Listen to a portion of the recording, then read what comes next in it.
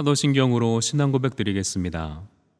전능하사 천지를 만드신 하나님 아버지를 내가 믿사오며 그 외아들 우리 주 예수 그리스도를 믿사오니 이는 성령으로 잉태하사 동정녀 마리아에게 나시고 본디오 빌라도에게 고난을 받으사 십자가에 못 박혀 죽으시고 장사한 지 사흘 만에 죽은 자 가운데서 다시 살아나시며 하늘에 오르사 전능하신 하나님 우편에 앉아 계시다가 저리로서 산자와 죽은 자를 심판하러 오시리라.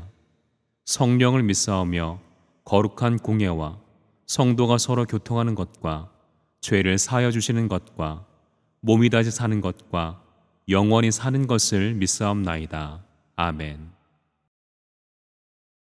오늘 은혜 받으실 하나님의 말씀은 요한복음 19장 38절에서부터 42절까지의 말씀입니다. 아리마대 사람 요셉은 예수의 제자이나 유대인이 두려워 그것을 숨기더니 2일 후에 빌라도에게 예수의 시체를 가져가기를 구하매 빌라도가 허락하는지라. 이에 가서 예수의 시체를 가져가니라. 일찍이 예수께 밤에 찾아왔던 니고데모도 모략과 침향 섞은 것을 100리트라쯤 가지고 온지라. 이에 예수의 시체를 가져다가 유대인의 장례법대로 그 향품과 함께 세마포로 쌌더라. 예수께서 십자가에 못 박히신 곳에 동산이 있고 동산 안에 아직 사람을 장사한 일이 없는 새 무덤이 있는지라. 이날은 유대인의 준비일이요 또 무덤이 가까운 고로 예수를 거기 두니라. 아멘.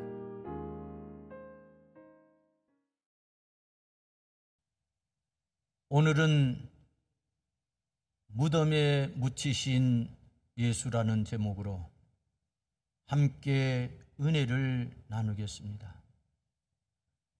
본문은 고난주간의 7째 날, 무덤에 머무신 날로서 예수님께서 사형 선고를 받아 십자가에 달리심으로 마침내 후속 사역을 이루시고 장사되시기까지의 과정과 예수님의 장례에 대해 기록하고 있습니다. 예수님의 장례는 십자가에 못 박히신 당일에 이루어졌습니다.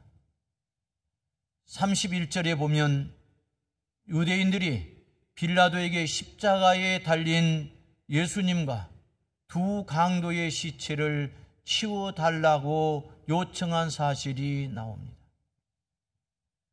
이렇게 유대인들이 시체를 치워달라고 요청한 이유는 나무에 달아 죽인 시체를 당일에 장사하라는 율법의 규정이 있으며 이날은 안식일, 그것도 유월절과 겹치는 안식일의 예비일이었기 때문이었습니다. 즉 예수님께서 처형당하신 날 저녁부터는 유대인의 최대 명절인 유월절과 안식일이 시작되기 때문입니다. 따라서 그날을 거룩하게 맞이하기 위하여 유대인들은 십자가 위의 시체를 미리 치워달라고 총독 빌라도에게 요구하였습니다. 그런 이유로 예수님의 장례는 신속하게 이루어진 것입니다. 한편 예수님의 장례를 주도한 산헤드린 공회의 의원으로서 상당한 부자였던 아리마대 요셉은 예수님의 추종자였습니다. 다만 그동안은 유대인들이 두려워 공개적으로 자신이 신앙을 고백하지 못하고 있었습니다. 그러나 이제 예수님의 제자들이 모두 도망쳐버린 상태에서 담대하고 용기 있게 예수님의 시신을 거두어 장사 지낸 것입니다. 그리고 예수님의 장례에는 과거 밤중에 은밀히 예수님을 찾아왔던 니고데모도 함께 있었는데, 이들의 장례 행위는 일종의 공개적인 신앙 고백이었습니다. 즉, 아리마대 요셉과 니고데모는 자신들이 지금까지 쌓아온 모든 기득권과 지위가 박탈될지도 모르는 위험을 감수하면서까지 반역죄와 신성 모독죄로 처형된 예수에게 호의를 보임으로써 예수님에 대한 그들의 신앙을 공개적으로 드러내는 성숙한 신앙의 모습을 보인 것입니다. 한편 우리는 본문에서 다음과 같은 세 가지 사실에 주목할 필요가 있습니다. 첫째는 예수님의 죽음의 확실성입니다. 예수님께서는 오전 9시에 십자가에 달리셨고, 그 후로 6시간 만인 오후 3시에 운명하셨습니다. 그리고 로마 군병들은 예수님의 죽음을 확인하기 위해 창으로 옆구리를 찔렀고, 그 결과 예수님의 몸에서 피와 물이 흘러나왔습니다. 이는 예수님의 죽음에 대한 확실성을 증거하는 것입니다. 둘째는 근본 하나님의 아들이신 예수님께서 무덤에까지 장사되신 것은 성자의 낮아지심의 극치라는 사실입니다. 즉, 하나님의 아들이신 예수님께서는 하늘 영광을 버리시고 이 땅에 오셔서 온갖 순환을 당하시며 죄인으로서의 죽임을 당하여 무덤에 들어가기까지 낮아지신 것입니다. 이러한 예수님의 철저한 희생은 인간을 죄에서 구원하시기 위한 하나님의 끝없는 사랑과 은혜입니다. 셋째는 아리마대 요셉과 니고데모에게서 볼 수 있는 참된 제자의 자세입니다. 즉, 참된 신앙을 소유한 성도란 평안할 때뿐만 아니라 환난을 당할 때에, 그리고 축복을 누릴 때뿐만 아니라 핍박을 겪을 때에 오히려 더 적극적이고 헌신적인 자세로 예수 그리스도를 섬기고 따르는 자들인 것입니다. 그러므로 예수님께서도 아무든지 나를 따라오려거든 자기를 부인하고 자기 십자가를 지고 나를 쫓을 것이니라 라고 말씀하신 것입니다.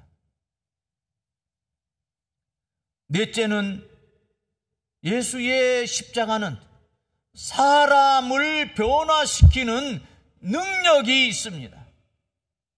38절에 보면 예수를 믿으면서도 유대인들에 대한 두려움 때문에 이를 숨겨왔으나 예수께서 운명하시자 담대히 빌라도에게 들어가서 예수님의 시체를 요구한 아리마대 요셉의 용기 있는 태도가 나옵니다.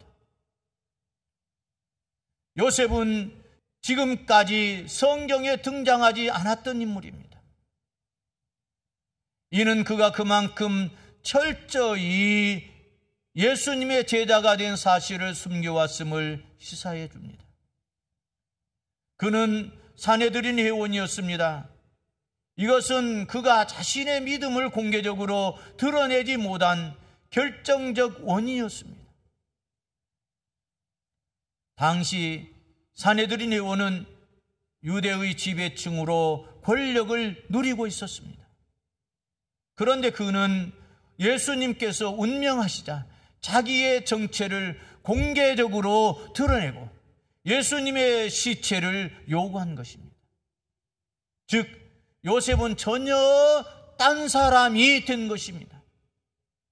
이제는 믿음으로 인해 자신에게 돌아오게 될 불이익이나 비난 따위는 조금도 두려워하지 않는 결연한 의지가 그의 행동에서 역력히 드러납니다. 여러분, 무엇이 그를 이렇게 변화시켰습니까? 바로 예수님의 십자가입니다. 그렇습니다. 그리스도의 십자가에는 사람을 변화시키는 놀라운 위력이 있습니다. 예수님의 십자가는 약한 자를 강하게, 핍박자를 전도자로, 죄인을 의인되게 합니다. 예수님의 십자가는 인간의 죄의 문제를 해결하는 유일한 열쇠입니다. 기독교는 십자가의 종교입니다.